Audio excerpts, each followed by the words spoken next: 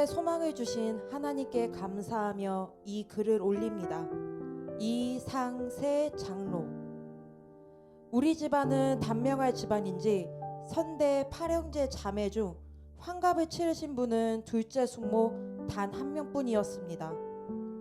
그래서 저도 올해는 살지 못할 거라고 믿고 살아왔습니다.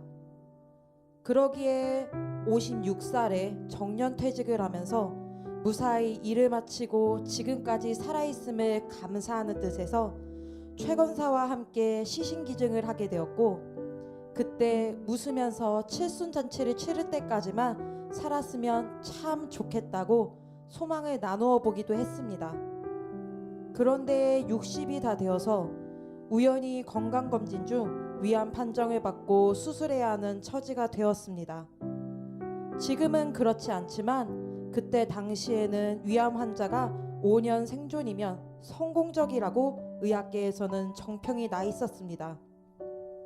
죽음이라는 것은 필연적이지만 아직은 나에게 먼 것이라고 생각하고 잊고 살아왔는데 눈앞에 선뜻 다가온 것입니다. 급한 마음에 히스기야 대왕의 기도를 따라하면서 말씀을 묵상하는 중 시편 119편 71절 고난당한 것이 내게 유익이라 이로 말미암아 내가 주의 율례를 배웠나리다 라는 말씀이 마음에 와닿았습니다. 지금까지는 내일은 내일 가서 만나면 된다고 생각했는데 죽음이 눈앞으로 다가온 것입니다. 하늘나라가 문 앞에 열려 있다고 깨닫게 된 것입니다. 이 땅에서의 삶만 생각하고 살았는데 하늘나라가 내 앞에 열려 있을 수도 있다는 것을 깨닫게 되었습니다. 심판이 있고 상급이 있다는 것도 새삼스럽게 깨닫게 되었습니다. 마음이 급해졌습니다.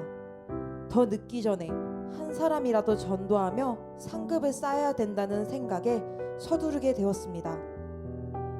수술 전후로 이쪽 병실 저쪽 병실을 기웃거리며 바삐 돌아다녔습니다. 평상시에 팽팽히 놀던 학생이 시험을 앞두고서 밤새 공부를 하듯 급하게 몰아쳤습니다. 그러다 보니 수술한 자리가 아픈 줄도 모르고 그냥 지나가게 되었습니다. 이제 와서 생각해보면 고난 가운데 나를 몰아치셔서 모든 것을 잊게 하신 하나님의 은혜임을 깨닫게 됩니다. 고난을 통하여 주님을 알게 하시고 고난 가운데 함께 하셨음을 알게 되었습니다.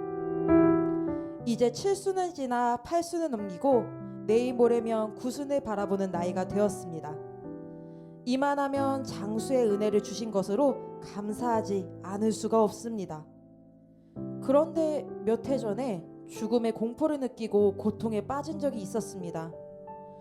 대소변을 가리지 못하고 오래 누워있으면 어쩌나, 치매에 걸려 가족들을 괴롭히면 어찌하나 등등 죽음의 공포와 함께 밤잠을 설치는 잠 못 드는 밤의 연속으로 괴로움을 당할 때가 있었습니다. 나도 어쩌지 못하고 고민에 빠졌을 때 사기라는 묘한 방법으로 내가 바보임을 깨닫게 하시고 희생의 길을 열어주셨습니다. 내가 바보인 것을 알았으면 내 말을 따르라. 나를 믿어라. 내가 너와 항상 함께 하는데 무엇을 두려워하느냐고 하셨습니다. 확신해 주신 하나님께 다시금 감사를 드립니다. 이제는 아침이 오면 밝아서 좋고 저녁이 되면 은은한 달빛이 좋습니다. 아침에 눈을 떠서 좋고 저녁에 포근한 잠자리 주심도 감사하며 무엇보다도 걸어 다닐 수 있음도 감사하게 되었습니다. 이 땅에서의 삶이 나그네 길임도 알게 하셨습니다.